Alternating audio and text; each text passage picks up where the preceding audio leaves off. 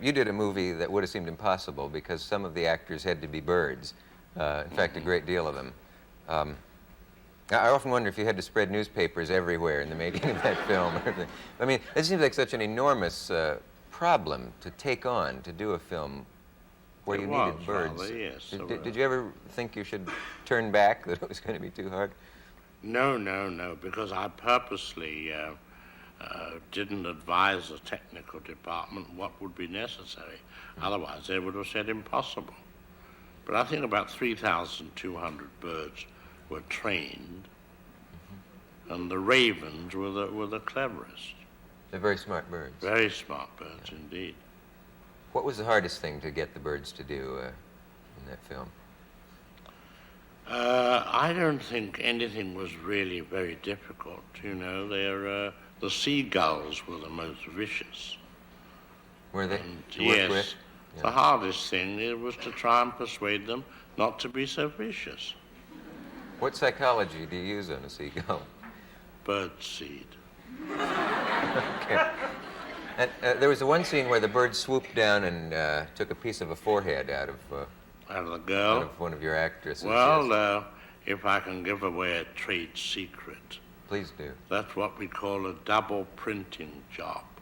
The girl was sat in a boat with a tube of compressed air run up her back into her hair, and at a crucial point, a jet of air was blown which blew her hair up.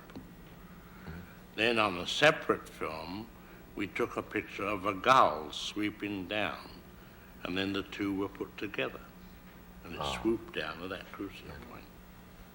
It's fun to know how those things work.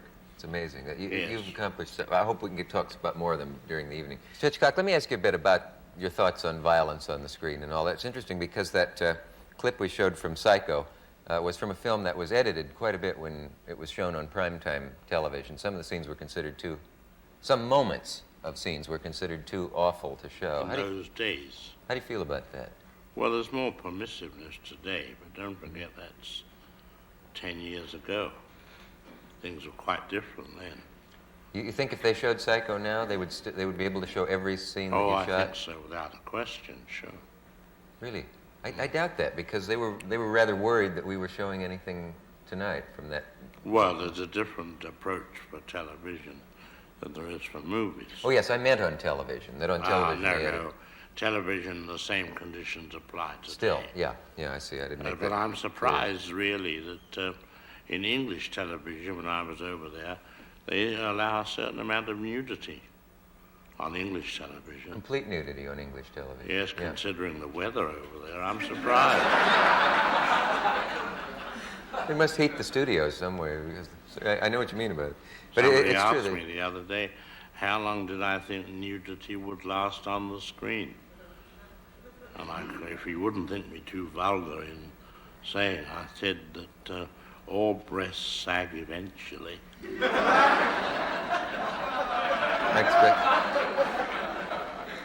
have research to prove that? No, I'm afraid I don't. No. In that scene from Psycho, you had a curious effect that it seemed that Balsam seemed to be almost floating backwards, which added to the horror of it a bit. It was like a dream. He seemed to be almost in slow motion a bit as he fell backwards. And I realized the second time I saw it that was where part of the fright came from. Well, the point is that if a person falls, they are fighting the fall. Mm-hmm. I mean, they don't just drop back. You know, if you're falling back, there's an effort to prevent it. I think you get that effect there. But didn't you do something special in the shooting of that, or did you have him suspended? Oh, well, it was a double printed thing. It was. He didn't fall down a single stair. He sat in a very comfortable chair and just lay there like that. Is that right? Yes, we made the background first of moving down. Oh, I'd love to know how you have done all of those things. Well, a lot of the answers are in the actors earn their money, you see. Yeah. By not having to do the things they're supposed to do. You called actors cattle once in your career and offended a few of them. Well, I think at the time, I said, I was accused of calling actors cattle, and I said that I would never say such an unfeeling, rude thing about actors at all.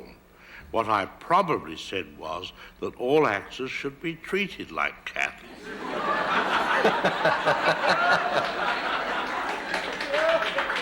I see. And you went on to do that. In a nice way, of course. Yes.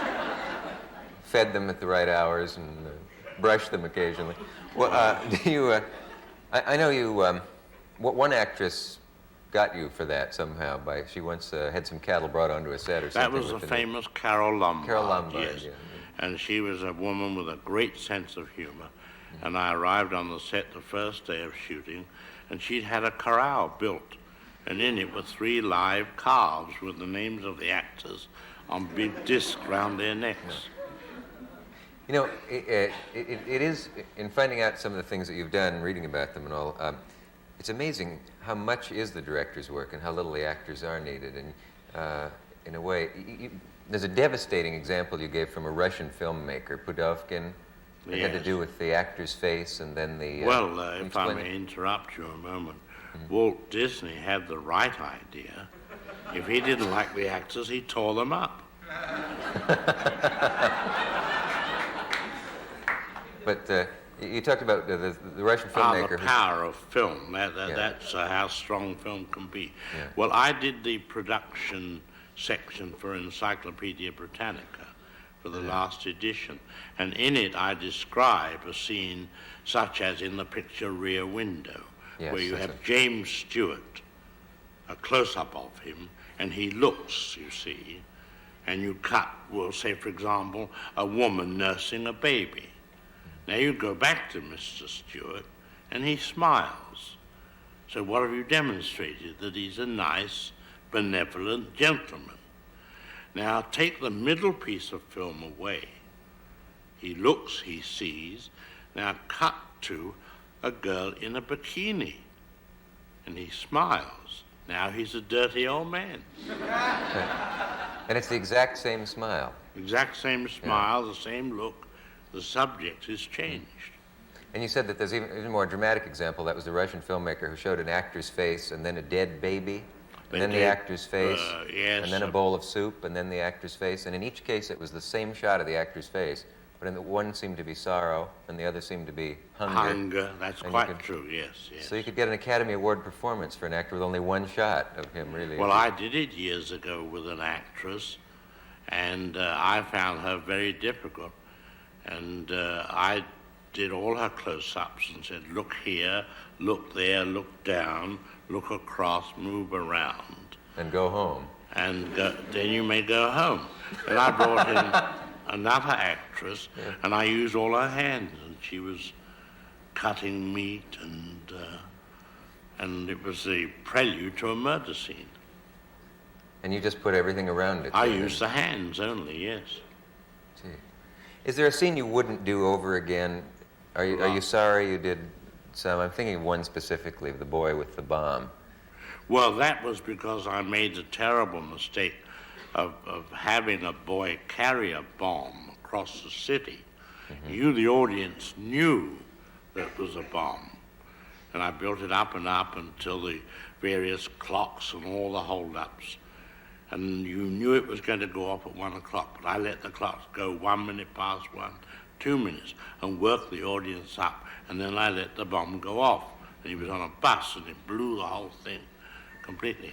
And I remember I was at the press show, and a woman critic came up with both raised fists and said, how dare you do a thing like that? Even a hard-boiled critic was taken away with the whole thing. I'd made the mistake in not relieving them at the end of the suspense. In other words, if you put an audience through the mill like that, you must relieve it. The bomb must be found and quickly thrown out of the window. Then it goes off out there, and the audience are relieved. And if you had it to do over again? I'd never let the bomb go off. What would you do with the rest of the movie?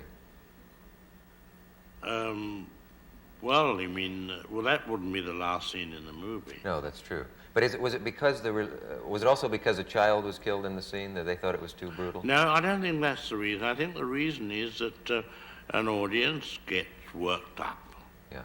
and they need relief. For example, if anybody goes on a roller coaster, they scream, it goes down the big dip and up and around, they're screaming all the time, but always get off giggling. Yeah. Or you go to the midway and you pay money to go into the haunted house, and skeletons jump up and the floor does all kinds of things, but they always come out giggling. Now the question, why do people pay money to be scared? Do you know the answer? Of course not. I earn my living doing it. Better not to question it. What would my starving wife and child do without us? Or your starving self, for that Yes, matter. that's right.